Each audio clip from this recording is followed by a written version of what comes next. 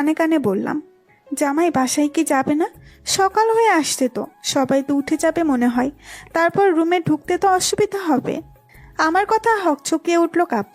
তাড়াতাড়ি শোয়া থেকে উঠে বসলো, তারপর বলে উঠল, ঠিক বলেছিস, আমার তো এটা মাথায় আসেনি।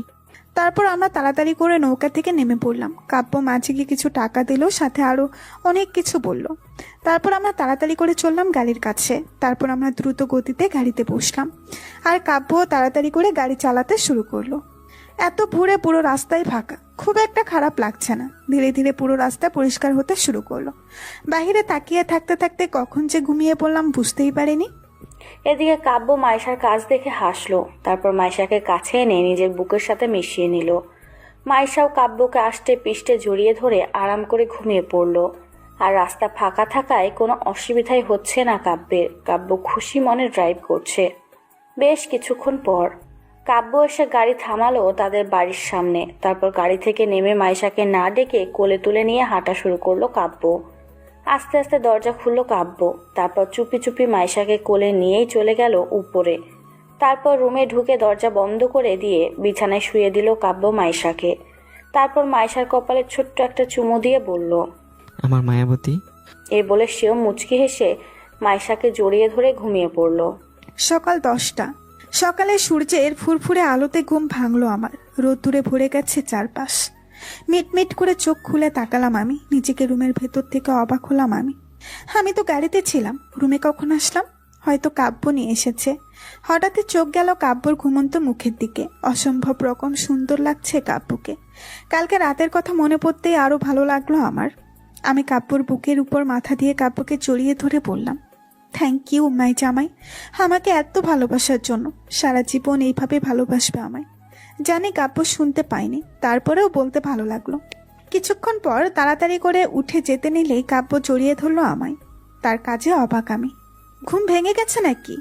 আমার কথা শুনে কাব্য বলে উঠল, ঘুম তো অনেক আগেই ভেঙে গেছে। তুমি কি আমার কথা সব শুনেছ?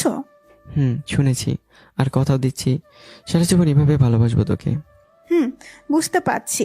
এখন সরো, উঠতে হবে, এমনিতে অনেক দেরি হয়ে গেছে। না, আগে আমার একটা জিনিস চাই। এখন? হুম। এখন আমার কাছে তোমাকে দেওয়ার মতো কিছু নেই। শপিংয়ে গিয়ে তোমার জন্য গিফট নিয়ে আসবনি, ঠিক আছে? না, তাতে হবে না, আমার এক্ষুনি গিফট চাই। আশ্চর্য, তুমি দেখি বাচ্চাদের মতো কান্না করছো। কিন্তু কি দিব তোমায় সেটা তো বলবা। হুট করে কাব্য এসে মাইশার ঠোঁটে নিজের ঠোঁট বসিয়ে দিল। ঘটনাটা আচমকা এমনটা হওয়াতে মাইশা পুরো ভ্যাবাচাকা খেয়ে গেল। কিছুক্ষণ পর কাব্য মাইশাকে ছেড়ে দিয়ে বলল, এখন তুই যেতে পারিস, আমার গিফট আমি পেয়ে গেছি। তুমি এই গিফটের কথা বলেছ? এটা তো বললেই হতো। এই বলে মাইশা নিজের কাব্যের ঠোঁটে নিজের ঠোঁট বসিয়ে দিয়ে কাব্যকে কিস করতে লাগলো। বেশ কিছুক্ষণ পর মাইশা কাব্যকে ছেড়ে দিল। তারপর বিছানা থেকে উঠে সোজা ওয়াশরুমে। আর এদিকে কাব্য মাইশার কাজে হাঁ হয়ে তাকিয়ে রইল। তার যেন বিশ্বাসই হচ্ছে না মাইশা তাকে নিজ ইচ্ছে কিস করলো। জাস্ট হাঁ হয়ে আছে কাব্য। এখনো শক সে মাইশার কাজে। দুপুর 2টো। কাব্যর অফিসের সামনে দাঁড়িয়ে আছি আমি। কাব্য ফোন করে বলেছে তার জন্য খাবার নিয়ে আসতে, তাই আমিও নিয়ে এসেছি। ভেতরে ঢুকতে ভয় হচ্ছে ভীষণ। তারপরেও এক দীর্ঘশ্বাস ফেলে ভেতরে ঢুকলাম আমি। ধুর, যা হবে দেখা যাবে, এই ভেবে ভেতরে ঢুকে লিফটে উঠে পড়লাম। কিছুক্ষণের মধ্যে এসে পড়েছি কাব্যর রুমে। আস্তে আস্তে ভেতরে ঢুকলাম। ভেতরে ঢুকতেই দেখলাম কাব্য তার টেবিলে বসে কিছু একটা করছে। আমিও চুপি চুপি ঢুকলাম কাব্যর দিকে। উদ্দেশ্য হচ্ছে কাব্যকে চমকে দেওয়া। হাঁটতে হাঁটতে একদম কাব্যের সামনে চলে এসেছি। এমন সময় হুট করে কাব্য টান মেরে তার কোলে বসিয়ে দিল। আশ্চর্য, আচমকা এমনটা হওয়াতেই আমি ঘাবড়ে গেলাম। আমি ঘাবড়ে গিয়ে বললাম, এটা কি হলো? তুমি বুঝলে কিভাবে? আমি তো চুপি চুপি ঢুকেছিলাম। কাব্য হেসে বলল, তুই রুমে ঢুকছিস আর আমি বুঝতে পারবো না? এমন সময় রুমে ঢুকলো কেউ। তাকে দেখে অবাক হলাম আমি, কারণ সামনের ব্যক্তিটি হলো সেই মেয়েটা লাবণ্য। কিন্তু এখানে কেন? স্থির দৃষ্টিতে তাকিয়ে আছে আমি। আর একটু লজ্জামাখা মুখ নিয়ে সেই কখন কাব্যকে বলছি আমায় ছেড়ে দিতে। এইভাবে কেউ কারো সামনে কোলে তুলে রাখে নাকি? কিন্তু কাব্যর সেদিকে কোনো খেয়াল নেই। আমি একটু নড়ে চড়ে কাব্যর কানে কানে বললাম, এসব কি হচ্ছে? ছাড়ো আমায়। ওই আপু কি মনে করছে বলো তো? যা মনে করছে করতে দে, তুই চুপচাপ বস বলছি, আর একবার নলে তো খবর আছে। কাব্যর ধমক শুনে আমি চুপ। হঠাৎই কাব্য লাবণ্যের দিকে তাকিয়ে বলে উঠল। তুই এখানে কেন? লাবণ্য কিছুক্ষণ চুপ থেকে বলে উঠল। সরি। লাবণ্যর কথা শুনে আমি আর কাব্য দুজনেই অবাক হলাম। লাবণ্য আবারও বলে উঠল। সরি কাব্য আর মাইশা, বিশেষ করে মাইশা, তোমাকে সরি। আমার জন্য তোমাদের দুজনের মধ্যে ঝামেলা হয়েছিল। আসলে সেদিন কাব্যের কোনো দোষ ছিল না, তাই আমি সরি বলতে এসেছি। ভেবেছিলাম কাব্যকে সরি বলেই তোমার কাছে গিয়ে সরি বলবো। যেহেতু তোমরা দুজনে একসাথে আসছো, তাই আরো সুবিধা হলো আমার। তাই তোমাদের দুজনের কাছেই আমি সরি বলছি। I am really sorry. Labonno আপুর কথা শুনে খারাপ লাগলো আমার। আমি কাব্যর কাছ থেকে উঠে এসে লাবণ্য আপুর হাত ধরে বললাম। তারপর বলে উঠলাম, ইটস ওকে আপি, তুমি তোমার ভুল বুঝতে পেরেছ, এতেই চলবে আপু। আমার কথা শুনে লাবণ্য বলে উঠল। তুমি খুব ভালো মাইশা, আমাকে ক্ষমা করেছো, এর জন্য তোমাকে অনেক ধন্যবাদ। আর কাব্য, কি এখনো আমার উপর রেগে আছিস? এমন সময় কাব্য এসে বলল। ঠিক আছে, তুই যখন তোর ভুল বুঝতে পেরেছিস, তাহলে আর তোর ওপর কোনো রাগ নেই আমার। কাব্যর কথা শুনে হাসলো লাবণ্য। তারপর বলে উঠল। ধন্যবাদ কাব্য। আর একটা কথা, আমি কালই আমেরিকা চলে যাচ্ছি। ভাবছি ওখানেই থেকে যাব, আর ফিরবো না দেশে। তোরা ভালো থাকিস কেমন? মাঝে মাঝে তোদের সাথে কথা হবে ফোনে। আচ্ছা শোন, আমায় এখন যেতে হবে, অনেক কাজ আছে। হয়তো তোদের সাথে আর দেখা হবে না আমার, তাই আবারও বলছি সরি তোদের দুজনকেই। এই বলে এক প্রকার পালিয়ে চলে আসলো লাবণ্য। হয়তো আর কিছুক্ষণ থাকলে তার চোখের পানি দেখে ফেলতো কাব্য আর মায়েশা। অনেক ভেবে দেখেছে সে, জোর করে কখনো কারো ভালোবাসা পাওয়া যায় না। তাই সেও আর চেষ্টা করবে না, নিজের জীবনটাকে নতুনভাবে নতুন করে সাজিয়ে নেবে। এসব ভেবে অফিস থেকে বেরিয়ে গাড়িতে বসে পড়ল লাবণ্য। শেষবারের মতো কাব্যের অফিসের দিকে তাকিয়ে চলল সে তার গন্তব্যে। মনের মাঝে রয়েছে তার নতুনভাবে নতুন করে জীবন শুরু করার পূর্ণ বাসনা। নিরাপত্তা নিয়ে দাঁড়িয়ে আছি আমি আর কাব্য। হঠাৎই নিরাপত্তা ভেঙে কাব্যকে বলে উঠলাম। আপুর খুব কষ্ট মনে হয়, দেখেছো কিভাবে পালিয়ে গেল আমাদের সামনে থেকে। কিছু কথা বলি শোন, জীবনটা এমনই, মানুষের লাইফে এমন থার্ড পার্সন চলে আসলে এমনই হয়। আমার মতে লাবণ্য যেটা ভেবে নিয়েছে সেটা সঠিক। কারণ দেখ, আমি তো তোকে ভালোবাসি, আর তুইও আমায়। তাই ও হলো থার্ড পার্সন আমাদের লাইফের। তাই ওর উচিত নয় আমাদের লাইফে থেকে শুধু শুধু কষ্ট পাওয়ার। তাই ও যেটা করেছে সেটাই সঠিক। কিন্তু কোনো কিন্তু নয়, ওর লাইফেও কেউ না কেউ আছে ডার্লিং, আর সে ওর লাইফে খুব তাড়াতাড়ি চলে আসবে। আর ওর আজ যে কষ্ট হচ্ছে, কাল কিন্তু ঠিক হয়ে যাবে, সব ভুলে যাবে দেখিস। আর ওর কথা এখন বলে আমাদের কথা ভাব। চল, খাবারগুলো তো ঠান্ডা হয়ে যাচ্ছে। দেখছো একদম ভুলেই গেছিলাম, চলো চলো। তারপর আমরা দুজন মিলে গিয়ে বসে খাবার খেতে শুরু করলাম। কাব্য আমায় খাইয়ে দিল আর আমি কাব্যকে। মাঝখানে কেটে গেল 2 দিন। এই 2 দিন কেটে গেল খুব সুন্দরভাবে। এখন কাব্যর সাথে কাটানো এক একটা মুহূর্ত খুব সুন্দর। এক কথায় বলতে গেলে আমি এখন কাব্যকে পাগলের মতো ভালোবাসি, আর কাব্য আমাকে অসম্ভব রকম ভালোবাসে। সূর্যের আলোতে ঘুমাচ্ছি আমি। এমন সময় কেউ খুব গভীরভাবে পর্যবেক্ষণ করেছে, তা আমি খুব ভালোভাবেই বুঝতে পারছি। আর সেটা যে কাব্য ছাড়া আর কেউ নয়, সেটাও আমি জানি। হুট করে কেউ কপালে চুমু দিয়ে দিল। হুট করেই চোখ খুলে ফেললাম আমি। তারপর ক্ষিপ্ত মেজাজে বললাম, এসব কি হচ্ছে? ঘুমের মধ্যে আমার মান সম্মানের ফালুদা কেন বানাচ্ছ? আমার কথা শুনে কাব্য বলে উঠল। কি, আমি তোর মান সম্মানের ফালুদা বানাচ্ছি? দাঁড়া। এই রে, খাইছে। জামাই আমার রেগে গেছে মনে হয়। হুট করে শোয়া থেকে বিছানার উপরে উঠে দাঁড়ালাম আমি। তারপর চেঁচিয়ে বলে উঠলাম, এই না না, আমি তো মজা করছিলাম। তুমিও না সবকিছু সিরিয়াসলি নিয়ে নিচ্ছ। তাহলে তুই কোনো বিছানার উপর দাঁড়ালি, নাম নিচে। তুমি বকবে না তো? না, তুই আমার 10টা না 5টা না একটা মাত্র বউ, তোকে কি আমি বকতে পারি? সত্যি বলছো তো? ঠিক আছে, তুমি দূরে গিয়ে দাঁড়াও, আমি ওয়াশরুমে যাব। ঠিক আছে। এই বলে কাব্য কিছুটা দূরে সরে গেল। তার এইভাবে দূরে সরা দেখে আমিও চুপচাপ বিছানা থেকে নেমে দৌড়ে যাব। এমন সময় কাব্য আমার হাত ধরে টেনে তার বুকে ফেললো। অচমকা এমনটা হওয়াতে আমি পুরো ভ্যাবাচাকা খেয়ে গেলাম। তারপর কাব্যর মুখের দিকে তাকিয়ে বলে উঠলাম, এটা ঠিক নয়। তুমি কিন্তু বলেছিলে আমায় বকবে না।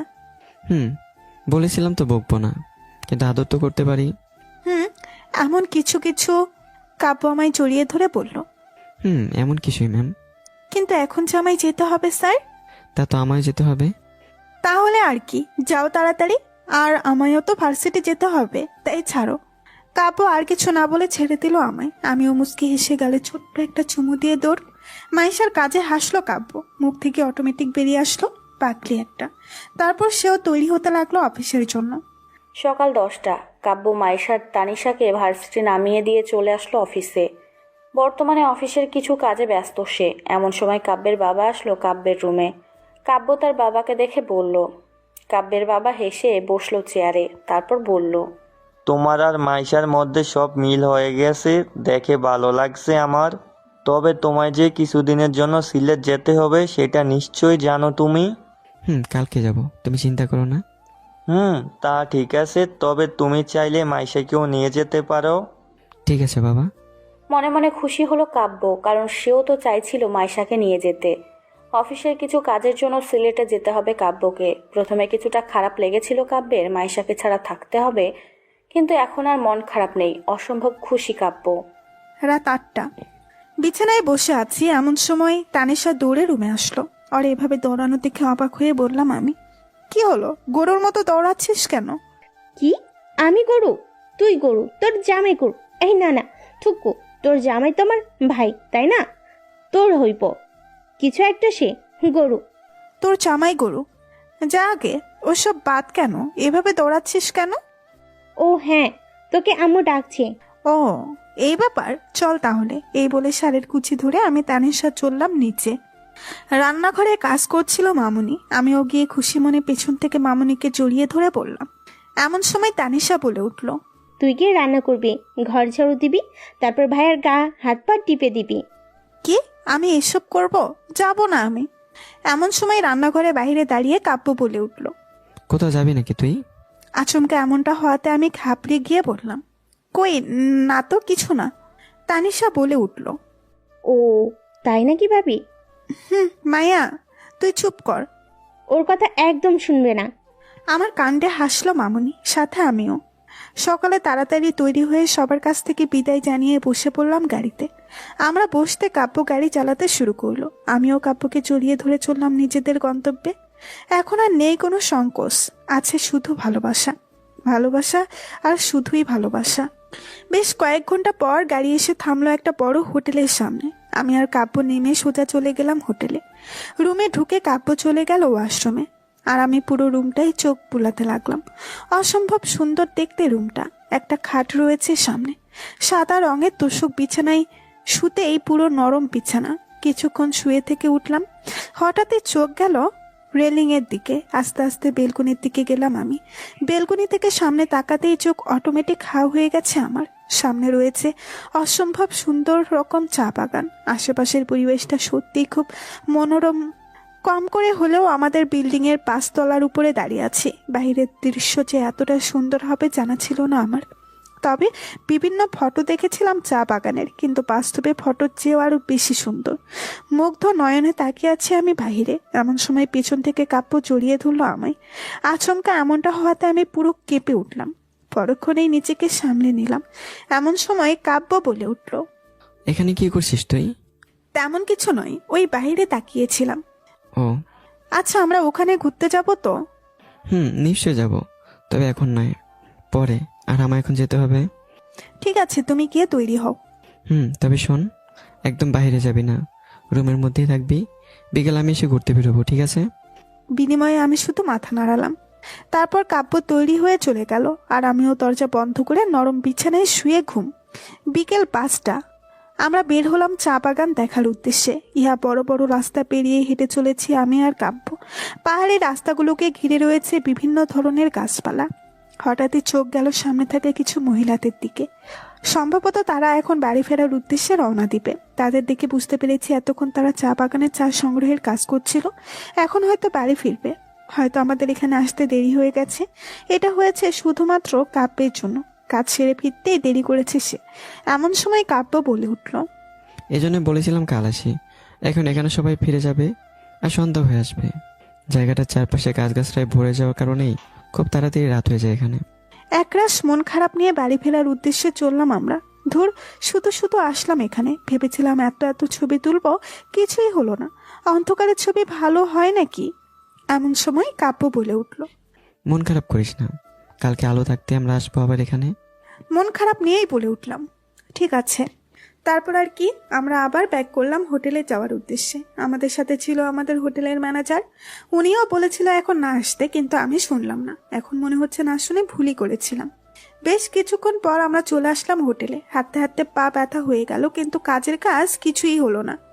একরাশ মন খারাপ নিয়ে মাইশা চলে গেল ওয়াশরুমে, আর কাব্যও কিছু না ভেবে বসে পড়ল বিছানায়।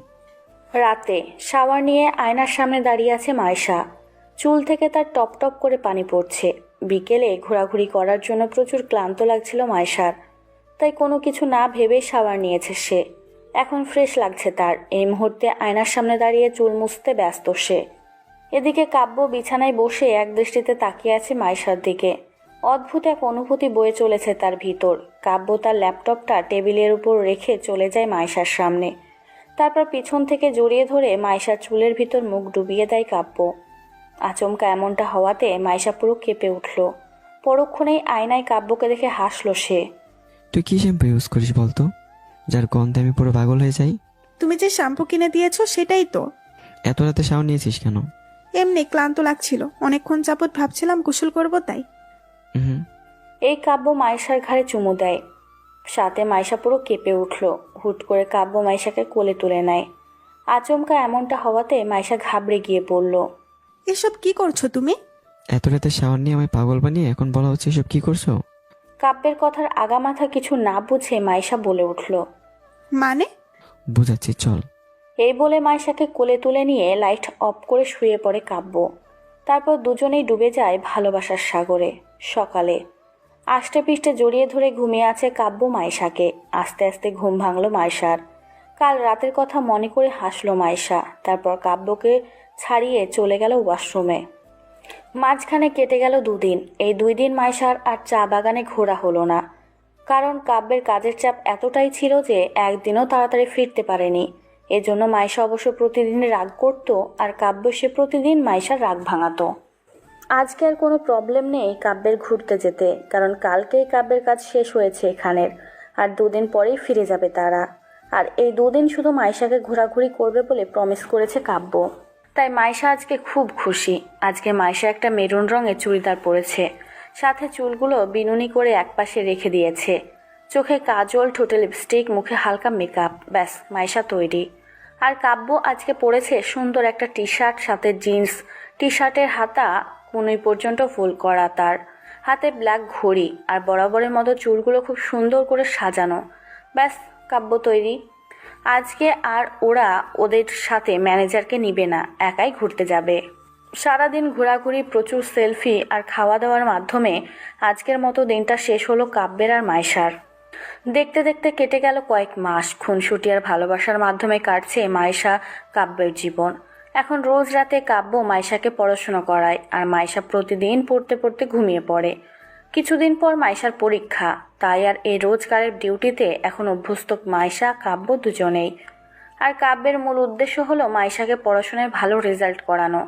এই মেয়েটা একদম পড়াশোনায় কানচোরা, তাই কাব্যই পড়াশোনার দায়িত্ব নিয়েছে। টেবিলে বসে ঝিমাচ্ছি আমি। ধুর, এই প্রতিদিন পড়াশোনা আর ভালো লাগছে না আমার। এরকম জামাই থাকতে আর কি লাগে আমার? এমন জামাই আর লাগবে না আমার। প্রতিদিন শুধু পড়াই, ধুর, একটুও ভালো লাগে না। এই বলে ন্যাকা কান্না শুরু করে দিয়েছিলাম আমি। এদিকে আমার কান্না শুনে কাব্য হাতের লাঠিটা নিয়ে বাড়ি মারলো টেবিলের উপরে কাব্য। তারপর বলে উঠল, যতই কান্না করো না কেন জানেমন, কাজ হবে না। কারো বউ হয়ে যদি ভালো রেজাল্ট না করো তাহলে কি হবে তোমার ভাবতে পারছো? আমার লাগবে না তোমার বউ হওয়া, খালি বকে। তুই সত্যি আমার বউ হবি না? এই বলে আবারও লাঠিটা নিয়ে মারলো টেবিলের উপর। সাথে সাথে আমি কেঁপে উঠলাম। তারপর বললাম, ধুর, পাগল জামাই, বোঝেও না। তোমায় ছেড়ে কোথায় যাব আমি? এই বলে নাকা কান্না করতে করতে পড়াশোনা করতে লাগলাম আমি। আর কাব্য চুপ করে হাতে লাঠি নিয়ে বসে রইল। আমি খেলবো না কাকু, জামাই আমার একটুও ভালো না। আবার? না না, পড়ছি তো। সময় কারোর জন্য থেমে থাকে না, তেমনি মাইশার কাব্যের জীবনও থেমেছিল না। খুনসুটি, ভালোবাসা, হাসি, কান্না মিলে মিশে জীবন চলেছে তাদের। দেখতে দেখতে পুরো 4 বছর কেটে গেছে মাইশার কাব্যের সংসারের। এই 3 বছরে অনেক কিছু বদলে গেছে। বদলে গেছে সময়, বদলে গেছে জীবন, তার সাথে বদলে গেছে দুটো মানুষের একসাথে পথ চলার ধরন। মাইশার এখন পড়াশোনা প্রায় কমপ্লিট করে ফেলেছে, আর কাব্যের এভাবে রাত জেগে পড়াশোনা করানোর ফলও খুব ভালো করে পেয়েছে। মাইশার তানিশা দুজন একসাথেই পড়াশোনা শেষ পর্যায়ে চলে এসেছে। তবে পার্থক্য একটাই, তানিশার এখনো বিয়ে করেনি, আর মাইশা এক বাচ্চার মাও হয়ে গেছে।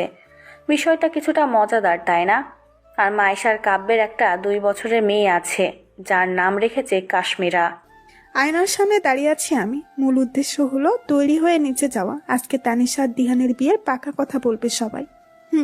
তানিশা আর দিহান একে অপরকে ভালোবাসে। ভার্সিটিতে ঝগড়া করতে করতে কখন যে দিহান তানিশাকে ভালোবেসে ফেলেছে তা দিহান নিজেও জানে না।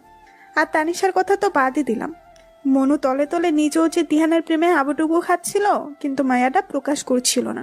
একদিন রেস্টুরেন্টে ধরা পড়েছিল আমার আর কাব্যের সামনে। সেদিন সারাদিন শুধু তানিশার দিহানকে নিয়ে হাসাহাসি করেছিলাম আমি।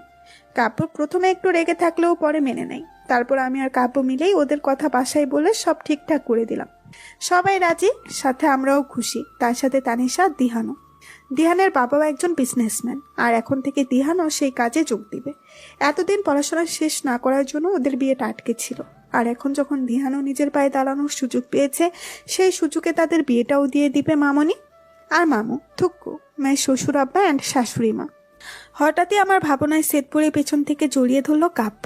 তারপর বলে উঠল, আমার বউটা কি করছে? কি আর করবে, তৈরি হচ্ছে। আজকে তানিশাকে দেখতে আসবে না দিহানেরা, তাই একটু শ্বাসকুস করছি আর কি। এমন সময় কেউ হাতে তালি দিয়ে বলল, কি মজা পাপ্পা, আমি কে জড়িয়ে ধরেছে।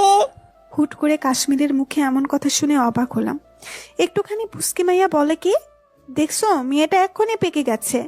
এদিকে কাব্য কাশ্মীরার মুখে এমন কথা শুনে হেসে মাইশাকে ছেড়ে দিয়ে কাশ্মীরাকে কোলে তুলে নিল। তারপর বলল, একদম মায়ের মতো। কি আমার মতো হয়েছে? মোটেও না, বাবার মতো হয়েছে। এই নিয়ে শুরু হয়ে গেল আমাদের মধ্যে তর্কাতর্কি। এমন সময় হঠাৎই দরজায় নক করলো আম্মু। তারপর বলল, দিহানেরা চলে এসেছে, তাড়াতাড়ি আয় তোরা। আম্মুর কথা শুনে আমরাও আর কথা না বাড়িয়ে তাড়াতাড়ি করে নিচে চলে আসলাম। নিচে নামতেই দেখলাম সোফাতে দিহান আর দিহানের বাবা মা আর দিহানের একটা বন্ধু বসে আছে। আমি আর না দাঁড়িয়ে সোজা তানিশার রুমের দিকে পা বাড়ালাম, আর কাব্য কাশ্মীরকে নিয়ে দিহানের কাছে যেতে লাগলো। গোলাপি রঙের একটা সুন্দর শাড়ি পরেছে, তৈরি হয়েছে তানিশা, চুলগুলো খোলা, চোখে কাজল, সাথে হালকা মেকআপ, সব মিলিয়ে অসম্ভব সুন্দর লাগছে তাকে। আমি তানিশাকে পেছন থেকে জড়িয়ে ধরে বললাম, ওরে দোস্ত, তোকে দেখে হেব্বি লাগছে। আজকে তো মনে হয় দিহানের চোখই সরবে না। আমার কথা শুনে তানিশা লজ্জা মাখা মুখ নিয়ে বলল, যা, তুই যে কি বলিস। সত্যি কথা বললাম, গায়ে লাগালি না। ঠিক আছে, কোনো ব্যাপার না, যখন সত্যি সত্যি এমনটা হবে তখন বুঝবি। যাক, এখন চল, তোকে নিতে এসেছি। এমন সময় শাশুড়ি মাও রুমে ঢুকে বললেন, হয়েছে তোদের? হয়েছে। আম্মু দেখ, তানিশা কি সুন্দর লাগছে না? বিনিময়ে মামুনি শুধু মুচকি হাসলো, আর তার এই হাসি দেখে আমি উত্তর পেয়ে গেছি। তারপর আর কথা না বাড়িয়ে চুপচাপ তানিশাকে নিয়ে নিচে চললাম। সিঁড়ি বেয়ে নিচে নামছি আমরা। সামনের সোফাতেই দিহানেরা বসে আছে, আর তার দুদিকে মামু মানে শ্বশুর আব্বা, আর আমার আব্বু। আব্বু আমার সকালে এসেছিল, আর তাদের জন্য সামনে টেবিলে রাখা হয়েছে বিভিন্ন ধরনের খাবার। আমি গিয়ে তানিশাকে বসিয়ে দিলাম দিহানের সোজাসুজি সোফাতে। আঙ্কেল আন্টি তানিশা দেখে খুশি হলেন, তারপর ওর হাতে একটা আংটি পরিয়ে দিলেন। যা বলেছিলাম তাই হলো। দিহান তানিশার দিক থেকে চোখই সরাচ্ছে না। আমি তানিশার কানের দিকে ঝুঁকে বললাম, কি বলেছিলাম ননদিনী, তোমার জামাই তোমায় দেখলে আর চোখই সরাতে পারবে না। আমার কথা শুনে তানিশা এক পলক তাকালো দিহানের দিকে। দিহানের এমন ভাবে তার দিকে তাকিয়ে আছে তা দেখে তাড়াতাড়ি চোখ সরিয়ে ফেললো তানিশা। এদিকে দিহানের এইভাবে তাকানো দেখে দিহানের বন্ধু রনি বলে উঠল, দোস্ত, এখন যদি এইভাবে ভাবির দিকে তাকিয়ে থাকিস তাহলে বাসর ঘরে কি করবি? হঠাৎ করে রনির এমন কথা শুনে দিহান কাঁদতে শুরু করলো। যা দেখে তাড়াতাড়ি করে দিহানের হাতে একটা জুসের গ্লাস দিয়ে বললাম, রনি কিন্তু ঠিকই বলেছে দিহান। দিহান আমার কথা শুনে অসহায় দৃষ্টিতে তাকিয়ে থেকে বলল, তুইও শুরু করে দিলে মাইশা? দিহানের কথা শুনে আমি আর রনি দুজনেই হাসলাম। আমার পাশের সোফাতে কাব্য ছিল, আর কাশ্মীরা আব্বুর কোলে চুপটি করে বসে আছে। কাব্য মনে হাসলো রনি, দিহান আর মাইশার কাণ্ড দেখে। খুব সুন্দরভাবে আজকের দিনটা কেটে গেল। সব দিক বিবেচনা করে আগামী 10 দিন পর তানিশা দিহানের বিয়ে ঠিক করা হয়েছে। আমি তো মহা খুশি। বাড়িতে বিয়ে হবে শুনলেই ভেতর থেকে একটা আনন্দতা প্রকাশ পায়, যেমনটা এখন আমার পাচ্ছে। দেখতে দেখতে পুরো 10 দিন কেটে গেল। এই 10 দিনে পুরো ব্যস্ত ছিলাম আমরা। শপিং করা থেকে শুরু করে বাড়ি সাজানো পর্যন্ত সবই আমি, কাব্য, আপু আর রাসেল ভাইয়া মিলে করেছি। আপুরাও তানিশার বিয়ের লক্ষ্যে এসেছে কাব্যদের বাসায়। আর আপু আর রাসেল ভাইয়ার একটা সন্তান হয়েছে, যার বয়স কাশ্মীরার থেকে অল্প কয়েক মাসের বড়। আর ওর নাম রাখা হয়েছে সায়ান। দেখতেও খুব সুন্দর হয়েছে। একটা রুমে লাল বেনারসি পরিয়ে খুব সুন্দর করে সাজিয়ে বসে রাখা হয়েছে তানিশাকে। একরাশ ভালো লাগা খারাপ লাগা দুটো একসাথে মিশে খিচুড়ি তৈরি হয়ে যাচ্ছে তার মস্তিষ্কে। এমন সময় রুমে ঢুকলো মাইশা। তানিশার রুমে ঢুকতেই দেখলাম তানিশা মনমরা হয়ে বসে আছে। তবে এটা হওয়া স্বাভাবিক। আজকে একটা লাল রঙের চর্চের শাড়ি পরেছি আমি, চুলগুলো খুলে দিয়ে সাথে একটু শ্বাস। হঠাৎই তানিশা এসে আমায় জড়িয়ে ধরে কেঁদে দিল। তানিশার কাছে আমি অবাক। পরক্ষণেই মুখ থেকে বেরিয়ে আসলো, কি হলো পাগলি, এভাবে কাঁদছিস কেন? তোদের ছেড়ে চলে যেতে হবে আজকে। কত দূর আর যাবি? কাছেই তো আসছিস, যখন ইচ্ছা হবে তখনই চলে আসবি। কিন্তু আমার এই গল্প শুনে তানিশার মন গড়ল না, আর উচ্চস্বরে কেঁদে দিল তানিশা। আমি ওর মাথায় হাত বুলাতে বুলাতে বললাম, ধুর পাগলি, এভাবে কাঁদিস না, তোর মুখের মেকআপ সব নষ্ট হয়ে যাবে। এমন সময় রুমে ঢুকলো আম্মু, মামুনি আর আপু। তানিশার কান্না দেখে তাদেরও মন খারাপ হয়ে গেল। তারপর সবাই মিলে তানিশাকে শান্ত করতে লাগলো। ওদিকে দরজার বাইরে দাঁড়িয়েছিল কাব্য। তার মনটাও খারাপ আজকে। ছোট বোনটাকে এইভাবে অন্যের হাতে তুলে দিবে ভাবতে তারও খুব কষ্ট হচ্ছে। আজকে কাব্য একটা ব্ল্যাক রঙের পাঞ্জাবি পরেছে আর বরাবরের মতো চুলগুলো খুব সুন্দর করে সাজানো। হঠাৎই কি মনে করে কাব্য আর ভিতরে ঢুকলো না, ওখান থেকেই চলে গেল। বেশ কিছুক্ষণ পর সবাই মিলে তানিশাকে শান্ত করলাম। এমন বাহির থেকে খবর আসলো জামাই এসেছে সাথে। আমরা উত্তেজিত হয়ে বেরিয়ে গেলাম তানিশার রুম থেকে। আর তানিশা চুপটি করে বসে রইল বিছানায়। খুব সুন্দরভাবে তানিশার বিয়ের সব কাজ সম্পূর্ণ হলো। খাওয়া দাওয়া থেকে শুরু করে বিয়ে পড়ানো পর্যন্ত সবই খুব সুন্দরভাবে শেষ হলো। এখন বিদায়ের পালা। বরাবরের মতোই বিদায়ের কান্নাকাটি শুরু হয়ে গেল। তানিশা আমায়, আপুকে, শাশুড়ি মা সহ কাব্য জড়িয়ে ধরে প্রচুর কেঁদেছে। আমার সবাই কাঁদলেও কাব্য নিজেকে যথাসম্ভব শক্ত করে রেখেছে, কারণ ছেলেদের তো কাঁদতে নেই। শেষমেশ বহুত কান্নাকাটি করার পর তানিশাকে জোর করে গাড়িতে বসিয়ে দিল কাব্য। আর ওরা বসার সাথে সাথে গাড়িও চলতে শুরু করলো। শ্বশুর আব্বু আর আম্মু দুজনে মিলেই অনেক কিছু বলে দিহানকে, সাথে দিহানের বাবা মাকেও। তারাও বলে দিয়েছে এত চিন্তা করতে হবে না, আপনার মেয়ে আমার বাড়িতে মেয়ে হয়েই থাকবে। তারপর তারাও আপুতে জড়িয়ে ধরে গাড়িতে বসে পড়লেন। একে একে সব গাড়ি চলে যেতে লাগলো। ধীরে ধীরে পুরো বাড়ি খালি হতে শুরু করলো। শুধু থেকে গেল আব্বু, আম্মু, আপু আর রাসেল ভাইয়া। সন্ধ্যা 7টা। সোফায় বসে আছে কাব্য, আপু, রাসেল ভাইয়া, মামুনি, মামু, আপু, আম্মু। এমন সময় গরম গরম চা নিয়ে হাজির আমি। সবাই হেসে হেসে চা খেতে শুরু করলো।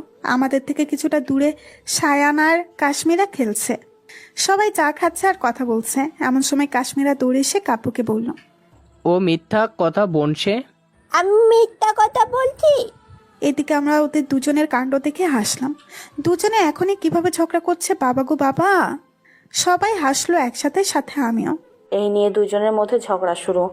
এক পর্যায়ে দুজনেই আবার থেমে গিয়ে আবার একসাথে খেলতে শুরু করলো। আর রাত 11টা। ব্যালকনিতে দাঁড়িয়ে আছে কাব্য। মনটা তার ভীষণ খারাপ লাগছে তার বোনের জন্য। তাই আকাশের দিকে তাকিয়ে আছে কাব্য। আর মাইশা বিছানায় বসে কাশ্মীরাকে ঘুম পাড়াচ্ছে। কিছুক্ষণ পর হঠাৎ করে কেউ পিছন থেকে কাব্যকে জড়িয়ে ধরলো কেউ।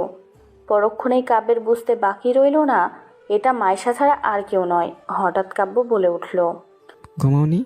না, এখানে একা একা দাঁড়িয়ে আছো কেন? এমনি, কাশ্মীরে ঘুমিয়ে পড়েছে। হুম। চলো ভিতরে, ঘুমাবে না? ঘুমাবো তো। আমি কাব্যর সামনে গিয়ে দাঁড়ালাম। কাব্যর চোখের দিকে তাকাতেই অবাক আমি, কারণ কাব্যর চোখে পানি। আমি কাব্যকে জড়িয়ে ধরে বললাম, তুমি কাঁদছো কেন? কই কাচ্ছি না তো, চোখে কিছু একটা পড়েছে। মিথ্যে কেন বলছো? তুমি তানিশার জন্য খারাপ লাগছে বুঝি? আরে খারাপ লাগার কিছু নেই। দিহান খুব ভালো ছেলে, আর তার চেয়েও বড় কথা হলো ওরা একে অপরকে ভালোবাসে। তাই প্যারা নাই, চিল বেবি। আমার কথা শুনে হাসলো কাব্য। কাব্যর মুখে হাসি দেখে আমিও খুশি হয়ে গেলাম। তারপর কাব্যকে শক্ত করে জড়িয়ে ধরে বললাম, কতটা সময় পার হয়ে গেছে না, আমরা একসাথে আছি। আমার কথা শুনে কাব্য আমাকে জড়িয়ে ধরে বলল, আর বাকি জীবনটা এভাবে কাটিয়ে দেবো একসাথে। সারা জীবন এইভাবে এত এত ভালোবাসবে কিন্তু আমায়। আর তুই? আর আমিও তো তোমায় এত এত ভালোবাসি। কেন বোঝো না তুমি জামাই? মাইশার কথা শুনে হাসলো কাব্য। তারপর একে অপরকে খুব গভীরভাবে জড়িয়ে ধরলো। আর তাদের এই ভালোবাসার সাক্ষী হিসেবে রইল রাতের আকাশটা, আকাশে থাকা চাঁদটা। আর এভাবেই চলছে মাইশা কাব্যের জীবন। আর সবাই মাইশা কাব্যের জন্য দোয়া করো, যাতে সব সময় এভাবে হাসি খুশি আর ভালোবাসা নিয়ে থাকতে পারে। তো বন্ধুরা, এই দুষ্টু মিষ্টি গল্পটা এখানে শেষ হলো। কেমন হয়েছে অবশ্যই কমেন্ট করে জানাবে। নতুন গল্প তৈরি থাকবে। ভালো থাকবে, সুস্থ থাকবে। আল্লাহ হাফিজ।